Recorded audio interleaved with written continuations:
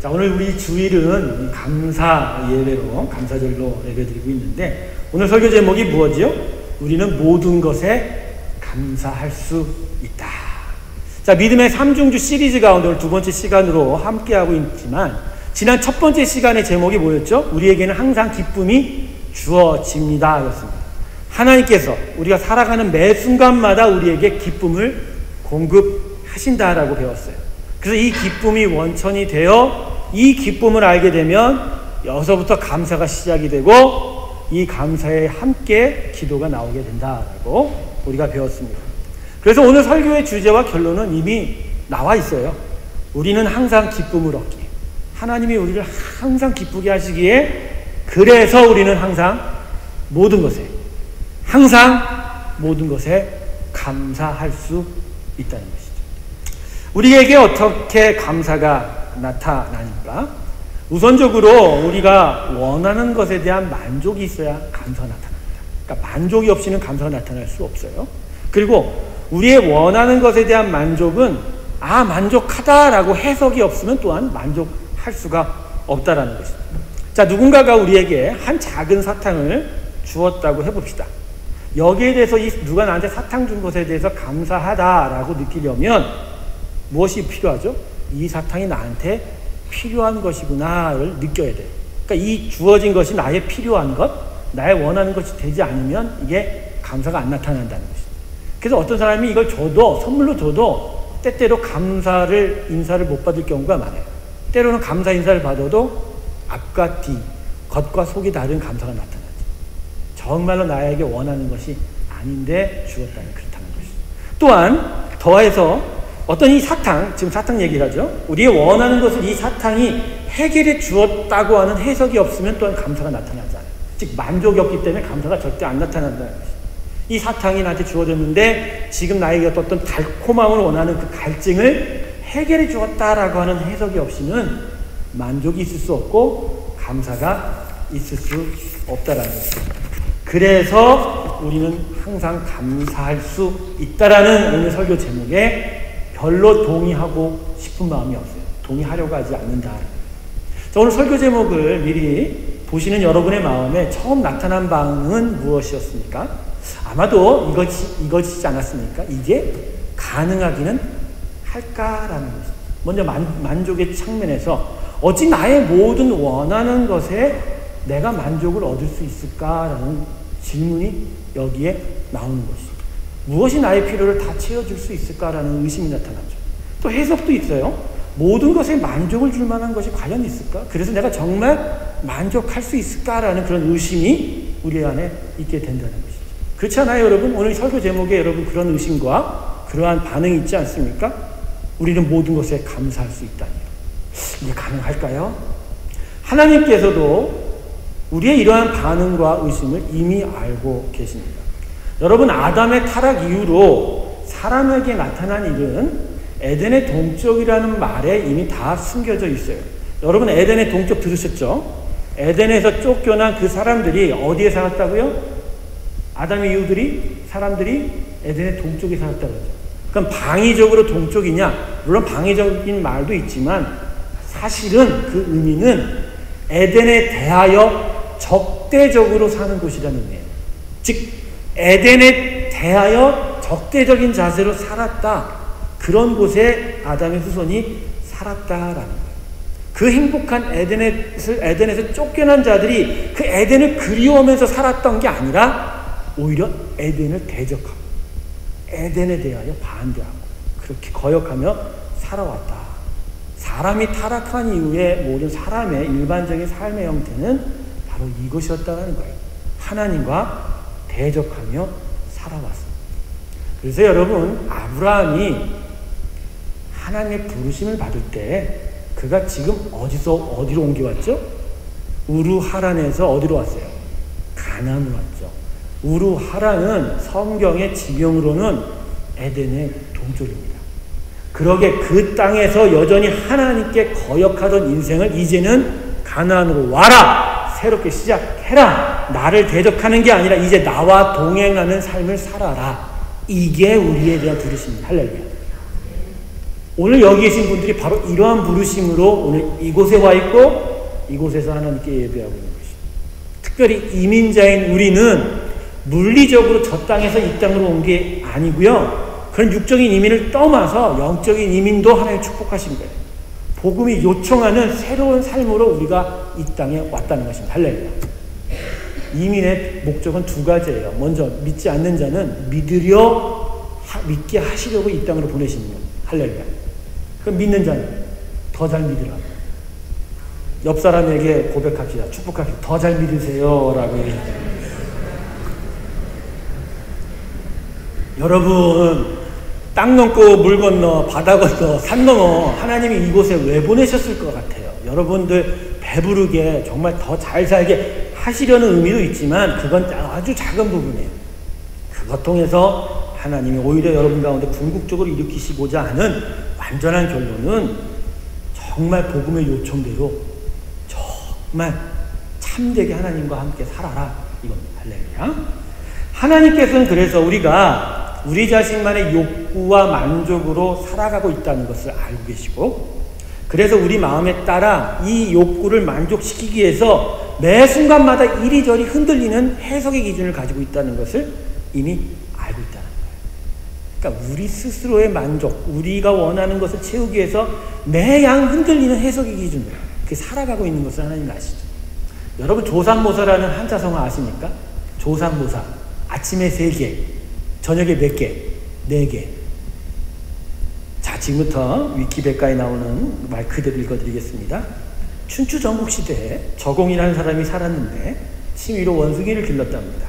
그런데 먹이가 부족해지자 원숭이들과 협상을 했는데 먹이, 도토리를 아침에 3개, 저녁에 4개 준다고 하자 원숭이들이 마구 화를 내기에 그럼 아침에 4개, 저녁에 3개 준다고 하였더니 원숭이들이 흡족했다고 합니다.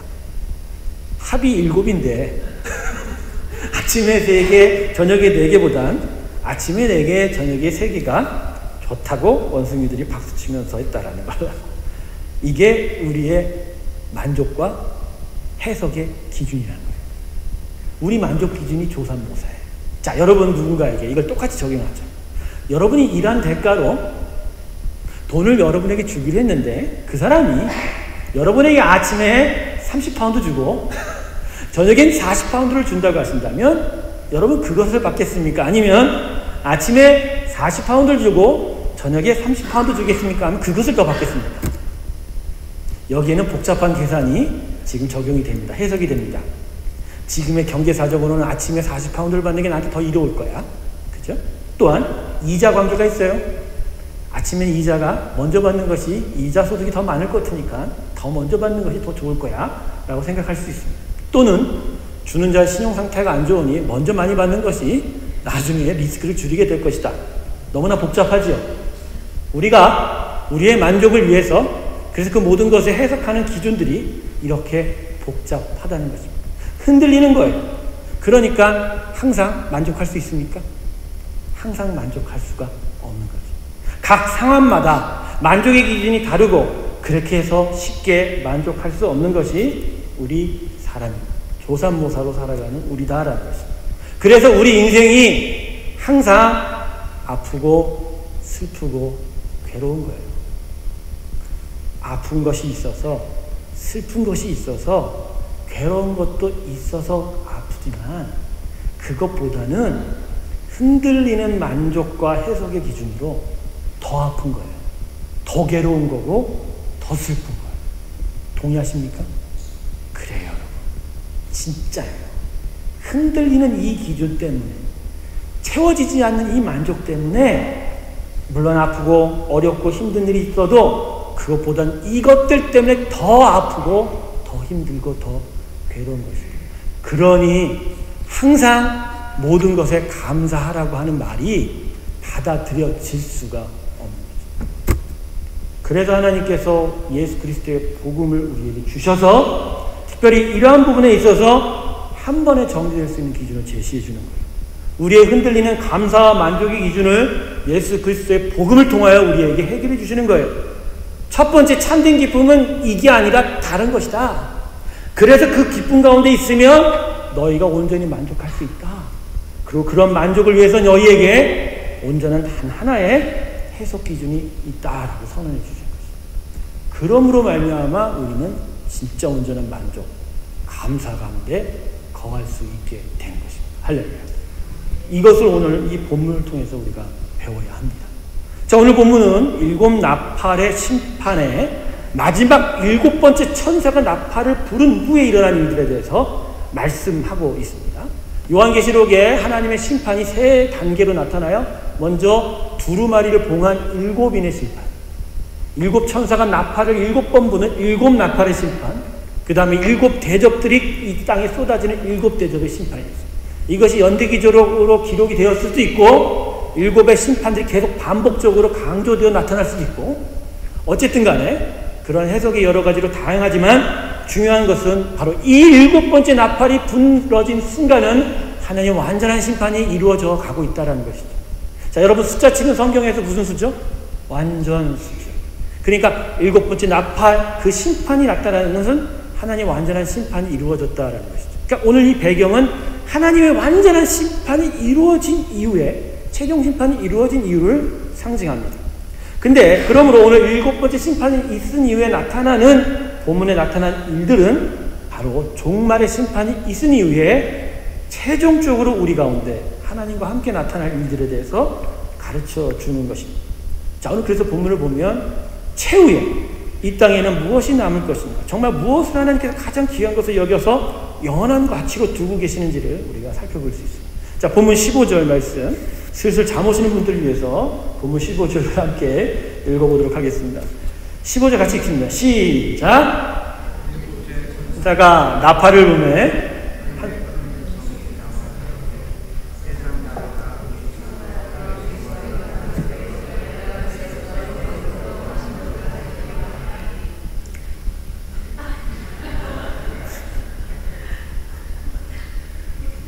저의 동쪽에 살고 계세요? 자, 일곱 번째 천사가 나팔을 불었어요. 하나님의 마지막 심판이 딱 일어났어요. 그러자 하늘에서 큰 음성이 들려요. 뭐라고 하시죠? 세상 나라와 우리 주 그리스도의 나라가 되어 그가 세세토록 왕노를 하시다. 하나님의 최종 승리가 선포된 거죠. 하나님이 비록 계속적으로 다스려가고 있지만 이 땅에 당신의 백성이 다 온전히 하나님께 오기를 기다려서 잠시간 악과 죄를 허용하셨으나 이제는 마지막 심판 이후에 하나님의 온전한 궁극적인 승리가 이 땅에 이루어지는 것이죠. 그것이 선포가 됩니다. 죄와 악이 가득한 세상이 멸망당하고 하나님의 온전한 통치가 살아나는 것이죠. 자, 그리고 나서 이 하나님의 최종 승리에 대한 천하 만물의 반응이 본문 17절에 나타납니다. 자, 본문 17절 같이 읽습니다. 시작. 가로되 감사하옵나니 옛적에도 계셨고 시방도 계신 주 하나님 곧 전능하신 이여 친히 그 권능을 잡으시고 왕노릇 하시도다. 시방도 계십니다. 시방도. 그래서 개역개정은 지금도라고 바꿨어요. 시방이라는 말은 참 좋은 말이에요. 지금이라고 하는 한자어인데 일부 지역 분들이 이 말을 너무 자주 남발하셔서 많이 힘들게 하셔서 그래서 개역개정은 시방도가 아니라 지금도, 잠깐 웃어보자고 하는 것입니다. 자, 그런데 이 본문 17절의 이 찬양이 오늘 본문 16절을 보면 누가 하고 있다고요? 하나님 앞에 그 자신의 자리를 갖고 있는 24장로가 있다는 것이죠. 12 더하기 12. 하나님이 택한 12지파와 하나님의 예수님의 12제자들, 즉 하나님이 택한 그 모든 구원의 백성, 모든 하나님의 선한 만물을 대표하여 하나님을 섬기고 하나님께 찬양과 예배를 드리는 존재가 24장로예요. 그러니까 지금 모든 만물이 하나님의 최종 승리에 대해서 말하고 있다는 거죠. 이제 뭐라고 얘기하고 있어요? 17절에 하나님의 최종 승리가 있자 24장로의 반응. 가로되 감사하옵나니. 감사죠. 감사가 나타나고 있다. 감사. 자, 그러고 나서 24장로들이 18절에서 하나님께 감사하는 이유를 분명하게 말씀하고 있습니다. 자, 본문 18절을 다 같이 읽습니다. 시작. 이방들이 분노하며 주의 진노가 임하며 죽은 자를 심판하시니 종 선지자들과 성도들과 또 물론대손하고 주의 이름을 경외하는 자들에게 상 주시며 또 땅을 망하게 하는 자들을 멸망시키실 때로서이다. 자, 감사하는, 최종 감사하는 이유가 뭐예요? 첫 번째, 죽은 자들을 하나님께서 심판하셨다. 죽음을 심판하신 거예요. 죄와 악과 그것으로 인하여 이 땅에 나타난 죽음을 하나님이 심판하신 거예요. 우리의 아프고 슬프고 괴로운 모든 일들의 근원되는 그 죽음을 하나님이 심판하신 것입니다. 할렐루야. 그러니까 온전한 선함이 있다. 이것이 감사다. 이것이 감사다. 두 번째, 주를 경외하는 자들에게 뭘 주신다고요? 상을 주시고, 하나님의 뜻을 따라 이 땅에서 고통당했으나 그러나 그 뜻을 끝까지 지킨 자에게 그 믿음의 수고와 인내에 대해서는 끝내 나중에 뭘 주신다? 상을 주신다. 마지막 세 번째는 땅을 망하게 하는 자들을 멸망시킨다. 오히려 반대로 하나님의 뜻을 거역하고 대적하며 하나님의 사람들을 핍박하는 자들은 멸망당한다. 거짓과 죄악 속에서 오히려 우리를 아프게 한 그 모든 자들을 향하여 하나님은 벌을 내리신다라고 말씀하고 있는 것입니다. 여러분, 오늘 본문이 말하는 초점은 이겁니다. 믿음의 사람들에게 계속 인내로 믿음을 가지고 계속하여 이 믿음의 수고로운 일들을 참고 견딘다면 결국은 복음은 너희들에게 최후 승리를 주게 될 것이며 그 최후 승리 안에서 너희들은 정말로 복될 것이다. 이것이 그들에게 위로가 되어지고 격려가 되어진 거예요. 사도 요한이 활약했던 그 주후 80에서 90년경에 로마 제국의 핍박 가운데서 믿음을 지켜야 되나 고민하던 성도들에게 오늘 이 요한계시록의 편지는 그들에게 힘을 주었던 것입니다. 비록 너희가 힘들고 어려우나 그러나 너희가 끝까지 인내하고 믿음을 지키면 너희에게는 상이 올 것이다. 그것이 바로 참된 감사가 될 것이다. 이게 바로 너희에게 주어질 것이다. 복이다. 라고 말씀하고 있는 것입니다. 그러면 오늘 이 본문이 오늘 우리의 이 감사절에 주시는 메시지는 이거예요. 우리의 만족은 하나님의 최종 승리입니다. 할렐루야. 우리의 만족의 기준은 하나님이 최후에 이기신다는 거예요. 할렐루야. 그래서 우리는 만족하고 항상 모든 거에 감사할 수 있다는 거죠. 할렐루야. 우리의 만족이 뭐라고요? 하나님의 승리예요. 나에게 뭐가 더 오고 내 마음이 뭔가 평강에 있는 그 정도가 아니라 하나님이 최종적으로 이기신다가 우리 만족이에요. 그 만족의 기준은 뭐예요? 항상 모든 일에 이게 하나님이 이기는 것인가? 하나님이 승리하는 것인가? 이것으로 해석하면 만족이 온다는 것이죠. 복음은 그래서 삶의 만족과 해석의 기준을 새롭게 해주는 거예요. 구원이라는 것은 만족의 내용을 바꿔버리는 거예요. 만족의 해석을 다르게 해주는 것입니다. 이게 구원이에요.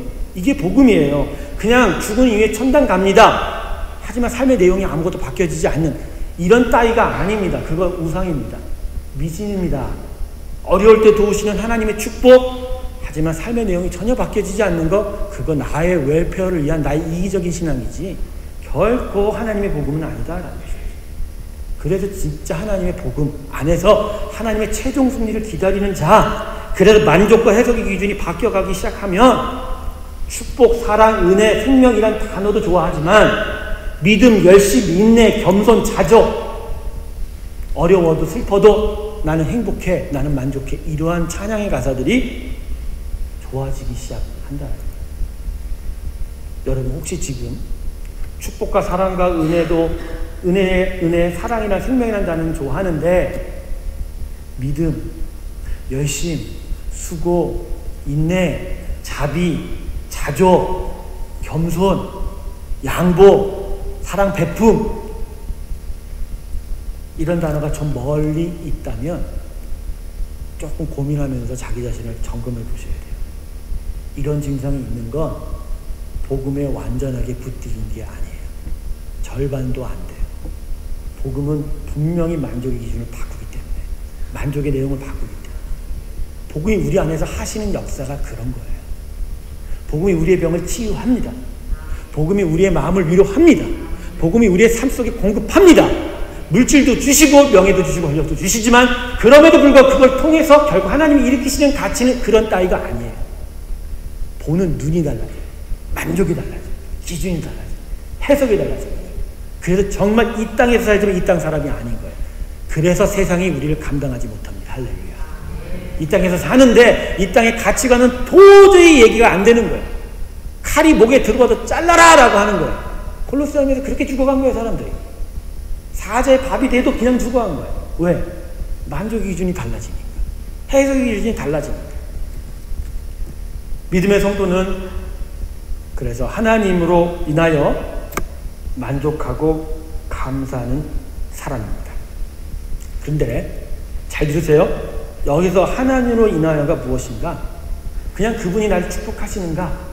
그분이 나를 그냥 사랑하시는 하나님인가? 이 정도에 머물면 안 되는 거예요. 하나님으로 인하여 만족하고 감사하는 건 최종적인 하나님의 승리에 대한 기대인 거예요. 하나님으로 만족합니다라는 건 난 하나님의 최종 승리가 있기에 그래서 난 만족합니다라고 고백하는 것입니다. 다시 기억합시다. 내가 하나님으로 만족합니다, 감사합니다는 것은 그분이 나에게 지금 무엇을 주셔서 정도가 아니라 그분이 결국은 최종적으로 이기신다. 그래서 내가 만족합니다가 되는 것입니다. 그래서 우리에게 주는 기쁨은 지난 시간에도 여러분과 같이 룻에 대한 이야기를 했잖아요. 베들레헴에 곡식이 없을 때 떠나버린 그 룻, 그 인생이 마라고. 그러나 마라가 비어서 그 인생이 마라지, 나오미가 아닌. 그러나 그 나오미가 들어와서 자기 스스로 마라라고 했지만 오히려 그 비어진 인생에 믿음의 여인으로 만들어가고 그 자부 룻을 통해서 귀한 인생을 세워갔던 하나님의 그런 역사. 이게 바로 나오미, 기쁨의 일이다. 기쁨은 바로 이런 거예요. 무엇이 얻어지고 무엇이 잘 되어가는 것 정도가 아니라 하나님이 나의 모든 역사 가운데 최종의 승리를 일으키시는 분이기 때문에 그래서 기쁜 거예요. 그래서 그 기쁨 가운데서 내가 하나둘씩 그 기쁨을 발견할 때 진짜 실질적인 경험, 기쁨의 경험을 하게 된다는 것입니다. 하나님은 우리의 각각의 상황에서 공급하시는 분이십니다. 어려울 때 돈을 주세요. 힘들 때 위로를 주세요. 정말 어려울 때 정말 우리의 사업과 직장 가운데 기적을 일으키십니다. 그리고 길을 인도하시고 우리의 모든 길을 보호하시죠. 하지만 그럴 때 우리가 느끼는 그 기쁨은, 그래서 그 기쁨 가운데 하나님이 우리에게 주시는 메시지는 그냥 이거 주니 내가 너의 하나님이다 이 정도가 아니라는 거예요. 내가 이렇게 너에게 주는 것은 바로 내가 최후에 내가 이 땅을 이기고 온전한 통치자가 될 것에 대한 약속인 거예요. 그래서 그것을 믿으라고 얘기하는 거예요. 나는 최후에 이긴다. 그래서 승리를 너희가 기다리라. 그 승리가 결국 너희의 최종 만족이 되며 감사가 된다는 것입니다. 주께서 이 땅을 떠나실 때 제자들에게 뭐라고 말씀하셔요? 너희는 환난을 당하나 어떻게 하라고요? 담대하라고. 당신이 어떻게 하실 거라고요? 내가 승리를 받아. 하나님의 승리가 우리가 담대할 수 있는 이유가 되고, 비록 환난의 아픔이 있으나 그 하나님의 승리, 그분이 주시는 마음의 담대함으로 나는 기쁠 수 있고 감사할 수 있고, 그래서 항상 그분께 의지하여 기도할 수 있는 것이죠. 할렐루야. 믿습니까 여러분? 이게 궁극적으로 복음이 우리에게 주는 기쁨이요 감사인 것이죠. 하나님이 이기신다. 하나님께서 오늘은 있다가 내일이면 없어질 것을 우리에게 축복이라고 주실까요? 오늘은 기쁜 것이나 내일이면 그것이 우리를 슬프게 할 것을 우리에게 주실까요? 오늘은 만족하게 되지만 내일이면 불평하게 될 것을 우리에게 주실까요? 아니죠. 그분은 영원하시며 그 시작과 끝이 다르지 않으십니다. 그러기에 그분이 우리에게 주시는 것은 항상 영원한 것입니다. 그래서 그 시작이 기쁜 것이면 그 끝도 기쁜 것이고, 그 끝이 복된 것이면 그 끝도, 그 시작이 복된 것이면 그 끝도 복된 것이죠. 결코 중간에 바뀌지가 않는 거예요. 결국 바뀌고 변하는 것은 우리 마음, 우리의 만족, 우리의 욕망, 우리의 해석 기준이지. 하나님은 절대로 바꿔지지 않는다는 것입니다. 그러므로 하나님으로 기뻐하기를 원하는 자는 진짜 그 기쁨의 대상, 그 만족의 대상, 감사의 대상은 오늘은 기쁘나 내일은 슬플 것이 아니라는 거예요. 자, 상징적으로 우리가 원하는 세 가지를 들겠습니다. 명예가 있고, 권력이 있고, 돈이 있습니다. 근데 이거의 공통점은 뭐죠? 오늘은 기쁘나 내일은 아픈 것이죠. 왜요? 오늘은 있지만 내일은 없기 때문에. 오늘은 내 손에 쥐어졌지만 내 손에서 내일은 떠나갈 것이다. 오늘은 내 앞에 서 있지만 내일은 저 멀리 가 있을 것이기 때문에. 그래서 여러분, 이것은 하나님이 우리에게 주시고자 하는 것이 아닙니다. 명예, 권력, 물질, 이거 하나님의 것 아닙니다. 다만 하나님이 만드셨을 때 우리를 통하여 사용하시게 하시려, 다만 거기서 하나님을 온전히 예배하는 것으로 통로 삼으시고자, 도구 삼으시고자 이 땅에 잠시 두신 것이지 온전하고 영원한 것은 아니라는 거예요. 그런데 여기에 휘둘려서 오늘 붙잡은 것이 내일도 있을 것이고 그 다음에도 있을 것이라, 그래서 점점 하나님이 주신 축복을 알지 못하고 결국 물질에 매달리고 명예에 매달리고 권력에 취하다 보니 결국 그 스스로 그것 안에서 취하여 죽어가는 것이죠. 요한계시록 보면 아주 독특한 표현이 나와요. 스스로 취한 자, 스스로 진노의 포도주 잔에 빠진 자라는 표현들이 거듭거듭 나와요. 그것은 하나님이 축복하셨는데 불구하고 그 축복이 그들에게 악이 되고 그들 안에 변형하고 타락되어 결국 그 스스로의 덫에 갈리고 올무에 걸려서 하나님께 대적하는 인생이 되었다는 것을 의미합니다. 달콤함에 취하여 자기도 모르게 스스로 타락하게 된다는 것입니다. 여러분에게 묻겠습니다. 오늘은 사장인데 오늘 밤사이에 무슨 일이 일어나죠? 화재가 공장에 발생해서 내일은 쭉 미끄러져서 모든 것을 다 잃어버린 실업자가 되면 오늘의 사장을 시킨 하나님께는 감사하나 내일의 실업자가 되도록 하신 하나님께는 똑같은 감사의 마음을 품을 수가 있는가요? 오늘의 사장이 된 것에 기뻐하는 것이 내일의 실업자가 된 것에도 똑같이 기뻐할 수 있냔 말이에요. 우리는 못하잖아요. 못해요. 저도 이거 쓰면서 그랬어요. 내가 어떻게 감사해? 욥이 그래서 결국은 하나님 앞에 손가락질하는 거죠. 자기에게 주어진 모든 것을 하나님 잠시 걷어갔을 때 결국은 자기는 의로운 척했으나 세 친구들의 논쟁 속에서 결국 욥은 자신의 마음을 드러내죠. 아니야, 하나님이 이럴 수가 없어. 나는 하나님을 위해서 모든 것을 다 했는데 왜 뺏어가시지? 그래서 욥은 온전한 의로움 속에 없었다라는 것이죠. 여러분, 이게 무엇을 말하는 거죠? 제가 여러분에게 오늘 있었던 물질, 명예, 권력의 기쁨을 얻을 때 이 기쁨이 우리 가운데 영원하냐라는 것이죠. 그리고 진짜 이 기쁨이 나에게 무엇을 주냐면 없어졌을 때도 똑같은 만족과 기쁨이 있냐라는 것이죠. 하나님이 주었다라고 생각한다. 곰곰이 생각해 보세요. 정말 곰곰이 생각해 보세요. 이러는 분도 있을 거예요. 그래도 난 오늘 그래도 한번 그것 좀 만져보고 싶어. 여러분, 그 사람은 하나님의 사람이 아닐 수 있습니다. 하나님이 주지 않고 우리에게 주고 싶지 않은 걸 내가 정말 찾는 자는 거꾸로 얘기해서 내가 하나님보다는 다른 것을 바라고 있다는 증거가 되기 때문에 여러분, 겸손에 대해서 배워야 돼요. 그래서 자, 우리는 겸손이 뭐라고 얘기하죠? 내가 남보다 나은 자라는 것으로 생각합니다. 겸손은 그게 아닙니다. 그렇게 생각하면 우리는 항상 겸손이 상대적이에요. 나보다 높은 사람이 있으면 나는 언제나 우쭐대야 돼요. 나보다 낮은 자가 있으면 그때서나 겸손이 나타나죠. 아닙니다. 겸손은 그게 아니에요. 겸손은 하나님의 계획, 그분이 나를 향하여 이루시고자 하시는 것, 그 모든 하나님의 블루프린트 역사를 그대로 받아들이는 순종입니다. 할렐루야. 그래서 나를 막사발로 만들어 사용하셔도, 그래서 내 옆에 누구는 귀한 금대접으로 대접받고 편하게 사는 것에 비교해 마음이 아픈 적이 있어도 그러나 그것을 그냥 받아들이는 거예요. 그게 겸손입니다. 이 겸손이 있을 때 절대 만족이 나타납니다. 절대 감사가 나타납니다. 이것이 바로 성경이 우리에게 가르치는 만족이요, 기쁨이요, 감사입니다.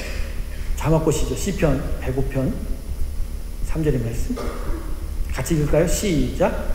그 성호를 자랑하라. 무릇 여호와를 구하는 자는 마음이 즐거워. 자랑하라. 만족하라. 뭘 만족하라고요? 하나님의 이름, 그분의 성품, 그분이 우리에게 약속하신 것들, 그분이 나에게 주시고자 하는 영원한 생명, 구원, 최종의 승리를 자랑하라. 그러면 마음이 어떻게 된다고요? 즐거워지죠. 기쁨이 정말 쉽게 얘기합시다. 정말 우리가 가지고자 원하는 것들이 정말 우리에게 만족이 되냐. 오늘은 만족해도 내일은 크게 아파요. 정말 우리가 감사한 인생, 기쁨의 인생이 되려면 진짜 영원한 하나님의 가치에 매달려야 돼요. 오늘 누구는 그럴 거예요. 우리 목사님 반문명주의자고 반물질주의자. 안 그래요. 여러분들이 이분법적으로 사는 사람들이에요. 여러분들이 정말 이 물질 세계에 보이는 것에만 매달리는 진짜 좁게 사는 사람들이에요.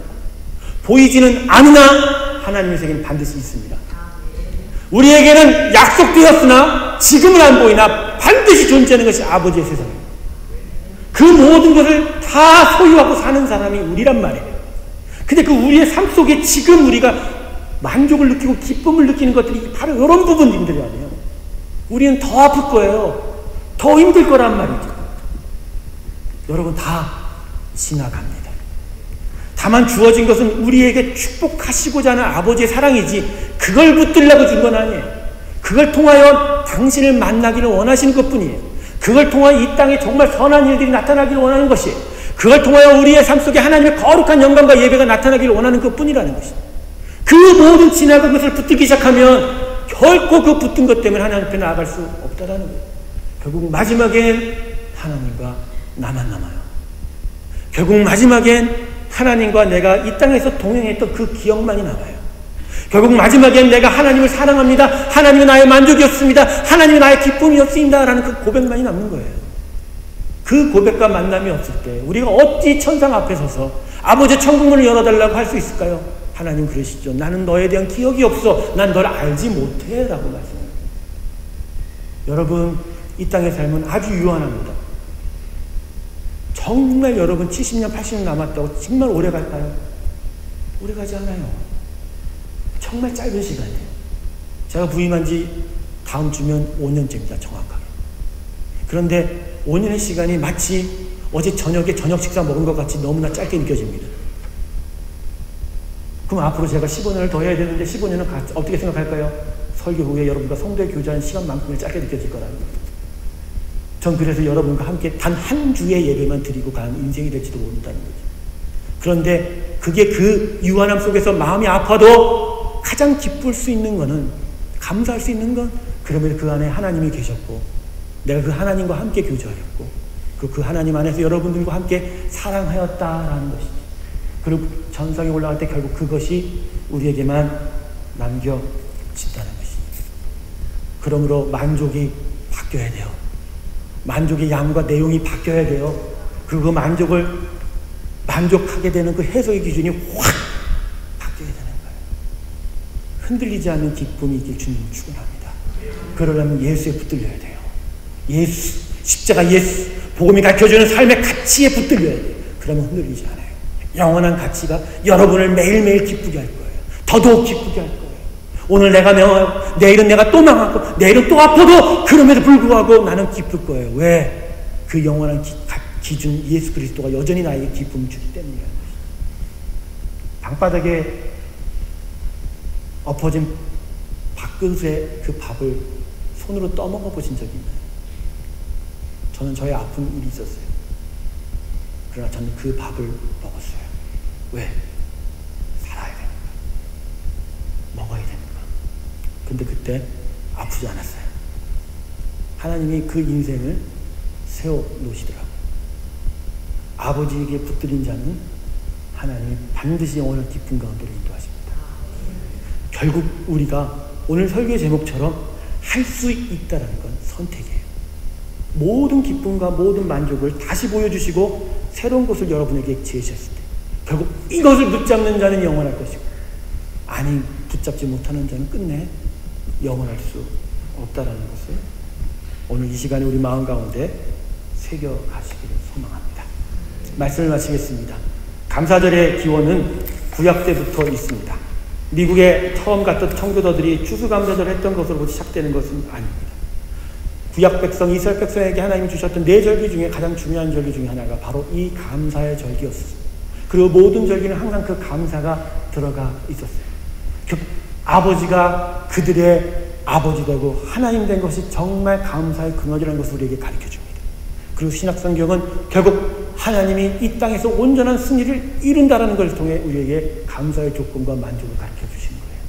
여러분, 오늘 조삼모사의 해석 기준으로 무엇이 나에게 주어지고 무엇이 나에게 더하여졌는지에 따라서 매일매일 흔들리며 기쁨과 천국과 지옥의 마음을 왔다 갔다 하시는 그런 불쌍한 인상 되지 마시고 온전한 흔들리지 않는 기준을 가지고 하나님이 영원토록 우리에게 부어주고 계신 것, 정말 그 큰 기쁨 가운데 함몰 되시고 그 안에 잠기시는 복된 인생 되시길 주님으로 축원합니다.